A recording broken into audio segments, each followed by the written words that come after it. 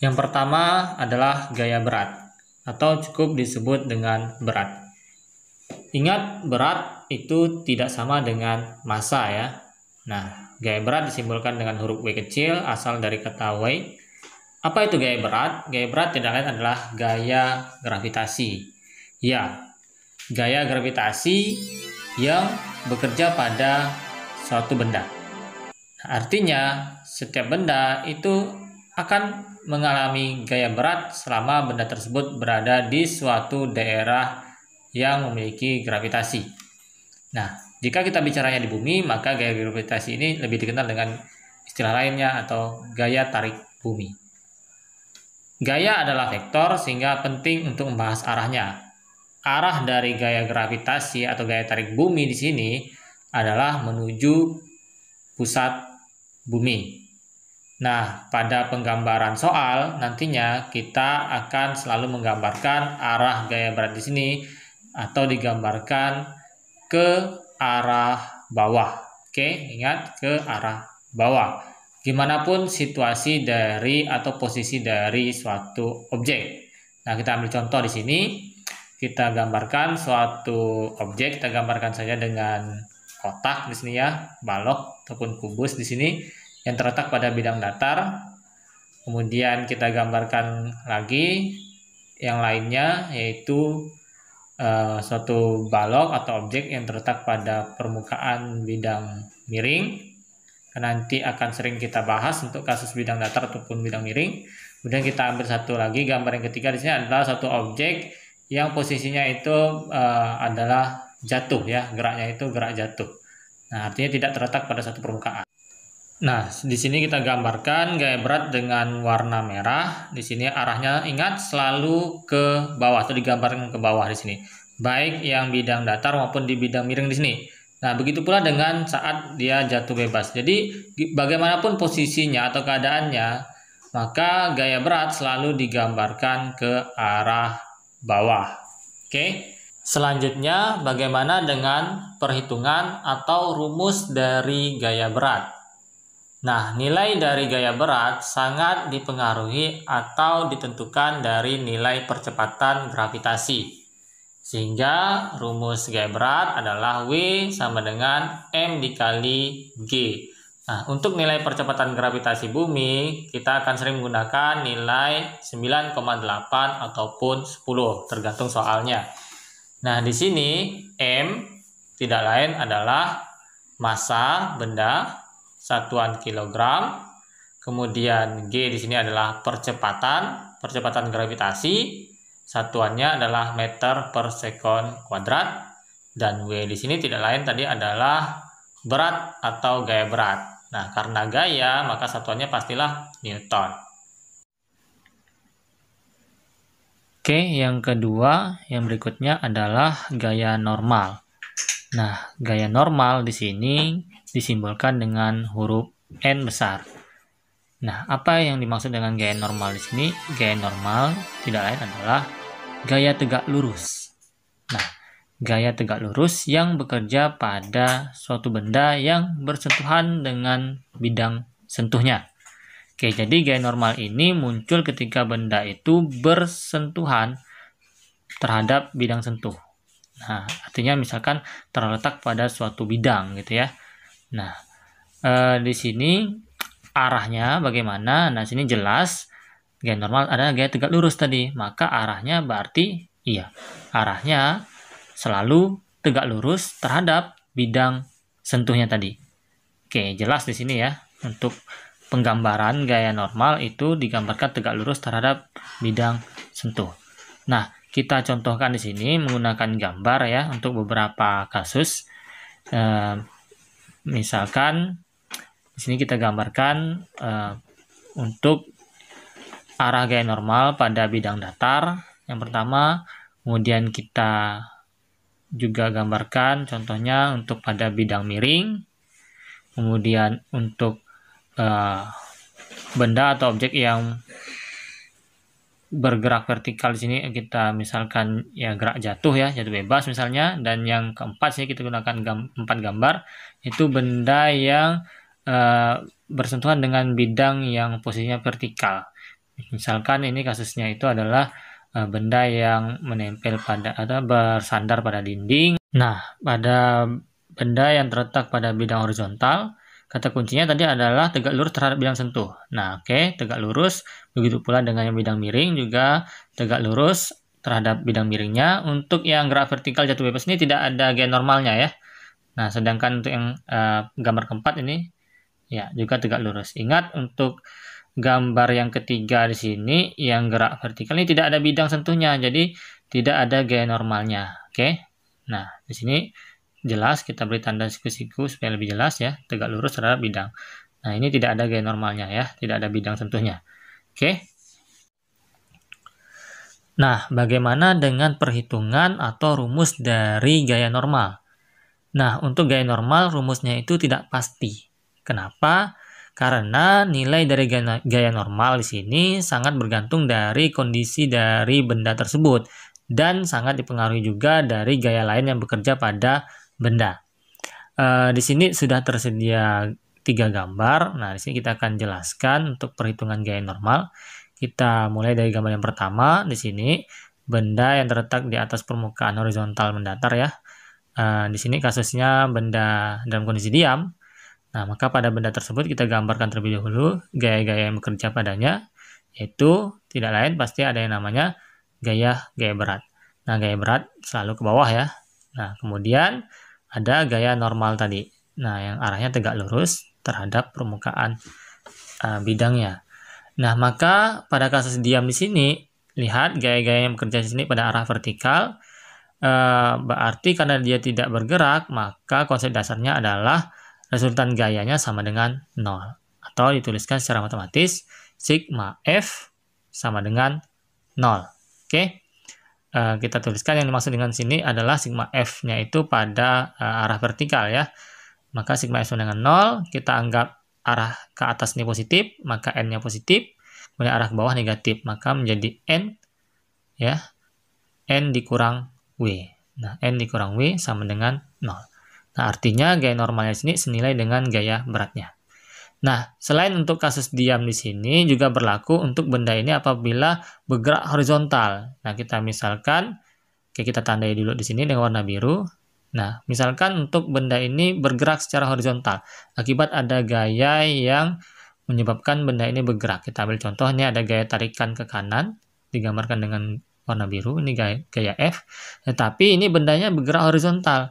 Nah, artinya secara vertikal benda juga tetap diam. Artinya secara vertikal persamaannya tetap sigma F sama dengan 0. Nah, berarti juga berlaku nilai gaya normalnya juga senilai dengan gaya berat. Oke, sudah dapat di situ ya.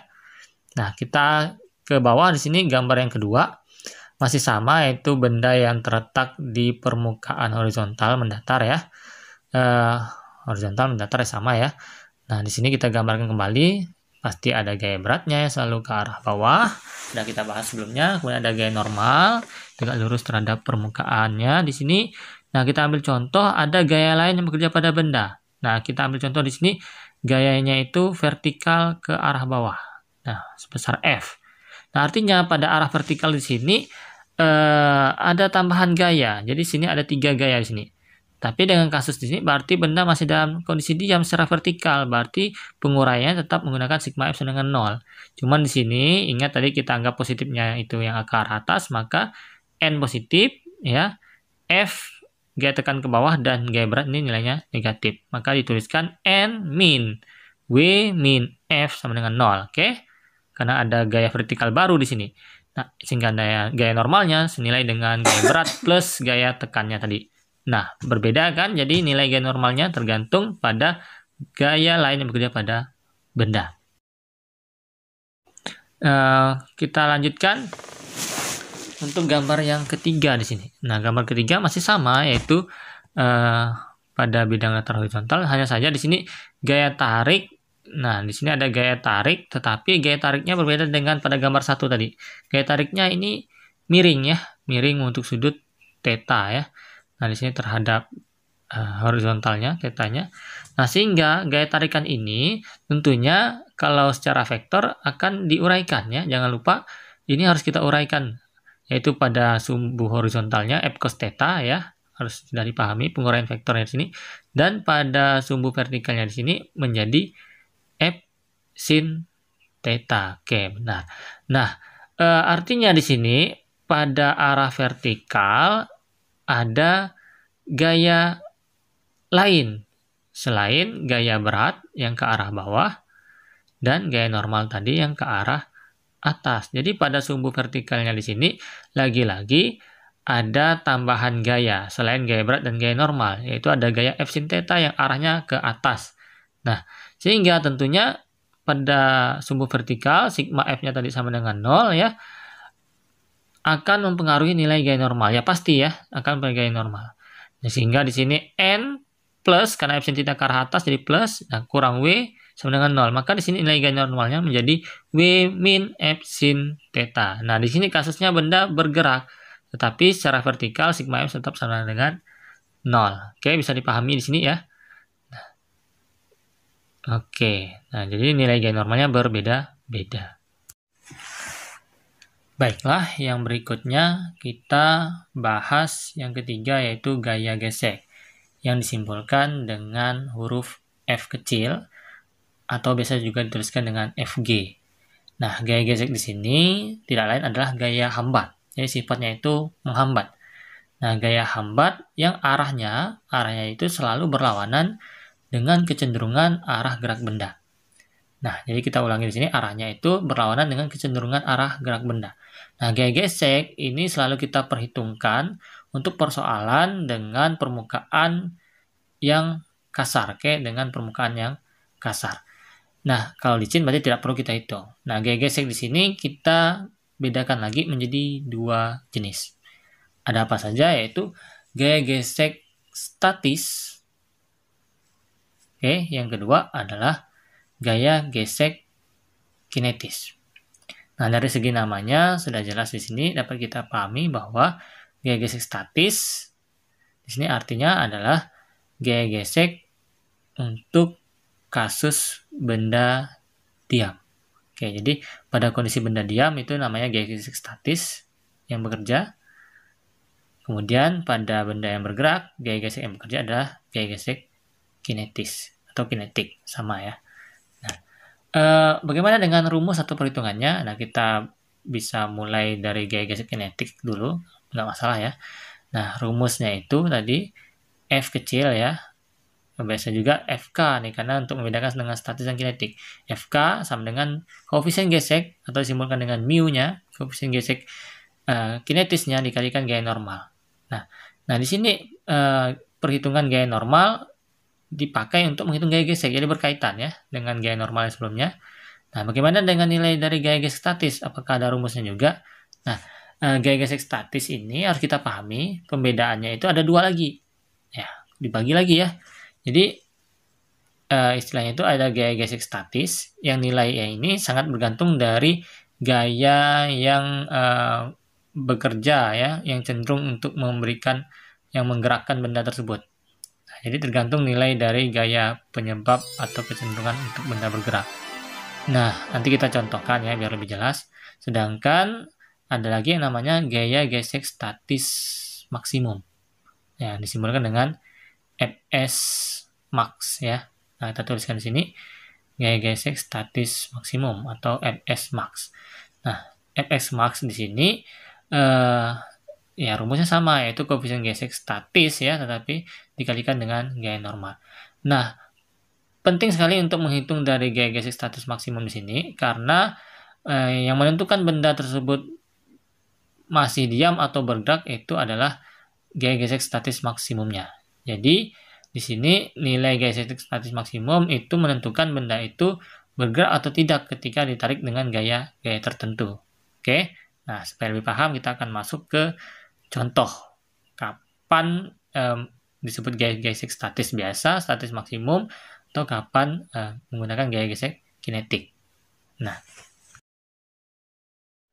Nah, kemudian di sini kita tambahkan nilai dari koefisien gesek kinetik itu selalu lebih kecil dari koefisien gesek statis. Jadi kalau pada soal disebutkan koefisien geseknya itu 0,6 dan 0,4, Berarti yang 0,6 itu yang statisnya, 0,4 yang kinetisnya. Kalau tidak dikasih tahu di soal yang mana statis kinetis, cara membedakannya seperti itu.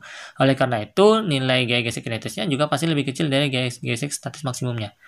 Nah, jadi bisa kita ingat pengalaman ketika menarik benda pada suatu permukaan yang kasar, ketika masih diam itu cenderung untuk lebih sulit untuk menariknya. Karena di situ gaya gesek statis maksimumnya lebih besar. Tapi ketika sudah bergerak itu akan cenderung lebih ringan ya, karena gaya gesek kinetis yang sudah bekerja di situ nilainya lebih kecil.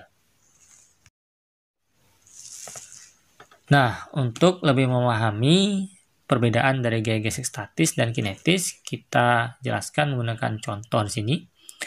Nah, di sini ada gambar sebuah balok yang terletak di atas permukaan horizontal yang kasar, ditarik dengan gaya F ya. Nah, di sini ketahui masanya, percepatan gravitasi yang digunakan 10, koefisien gesek statisnya 0,5, dan kinetisnya 0,4. Pertanyaannya adalah, berapakah besar gaya gesek yang bekerja pada benda? Jika gaya tariknya sebesar yang A 50 Newton, B 60 Newton, dan C 70 Newton. Jadi kita diminta untuk menentukan berapa besar gaya gesek yang bekerja pada benda. Nah, langkah pertama yaitu penting sekali untuk menghitung berapa besar gaya gesek statis maksimumnya. Nah, jadi langkah pertama itu adalah menghitung gaya gesek statis maksimumnya. Karena di sini kita dapat menentukan apa benda ini diam atau bergerak. Nah, itu rumusnya tadi adalah US dikali N. Oke, terlebih dahulu kita gambarkan terlebih dahulu gaya-gaya yang bekerja pada balok. Di sini arah gaya geseknya itu tadi adalah berlawanan dari kecenderungan arah gerak. Nah, karena di sini benda ditarik horizontal ke kanan, maka berarti benda cenderung bergerak ke arah kanan, maka gaya geseknya adalah ke kiri, berlawanan dengan kecenderungan arah geraknya. Nah, kemudian ada gaya berat ya pada sumbu vertikalnya selalu ke bawah, kemudian ada gaya normal yang tegak lurus. Di sini berarti vertikal ke atas.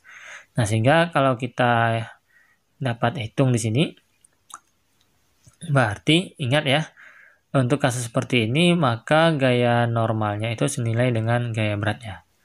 Nah, bisa kita masukkan angkanya. Koefisien gesek statisnya tadi 0,5, gaya normalnya tadi sama dengan gaya berat. Berarti di sini gaya berat tidak lain adalah massa dikali percepatan gravitasi. Maka di sini berarti 0,5 dikali 12 dikali 10 atau 120 Newton. Maka di sini kita dapatkan gaya gesek statis maksimum adalah 60. Nah, artinya di sini syarat minimal untuk menyebabkan benda ini bergerak adalah gayanya itu harus di atas 60 Newton. Jika kurang dari 60 Newton, berarti dapat dikatakan benda ini masih dalam kondisi diam. Nah, kita lihat pertanyaan yang A tadi. Gaya tarik ya, balok ditarik dengan gaya sebesar 50 Newton. Nah, berarti gini gaya tariknya masih kurang dari syarat untuk menggerakkan balok. Nah, artinya berarti balok di sini masih dalam kondisi dalam kondisi diam, belum bergerak. Nah, kalau diam, maka besarnya gaya gesek itu menyesuaikan dengan gaya yang menariknya. Nah, berarti besarnya gaya gesek di sini adalah juga 50 Newton. Karena diam berarti kan resultan gayanya itu harus 0. Nah, tidak mungkin di sini kita menyebutnya gaya gesek yang di sini nilainya 60 ya. Jadi gaya geseknya bukan 60. Tidak mungkin. Kalau 60 berarti resultannya tidak 0.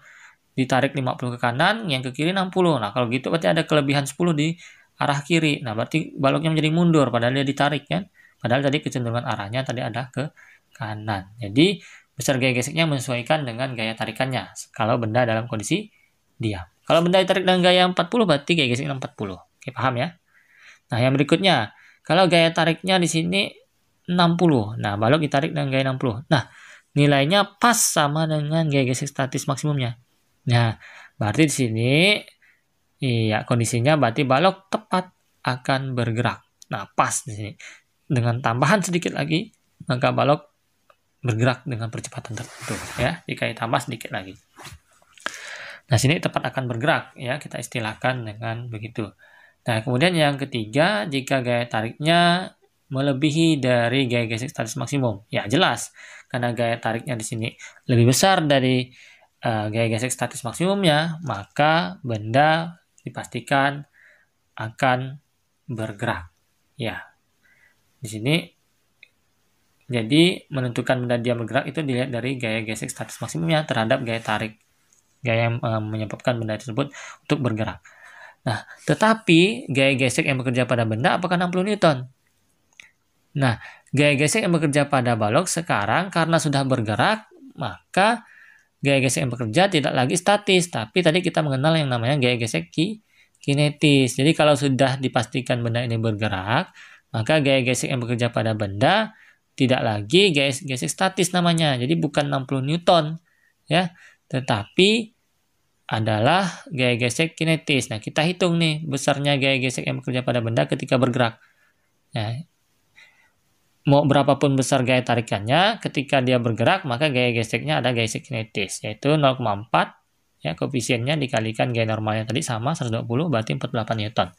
Nah, ketika bergerak, gaya gesek yang bekerja adalah 48 Newton. Oke, bisa dibedakan di sini untuk penggunaan statis dan kinetis. Iya.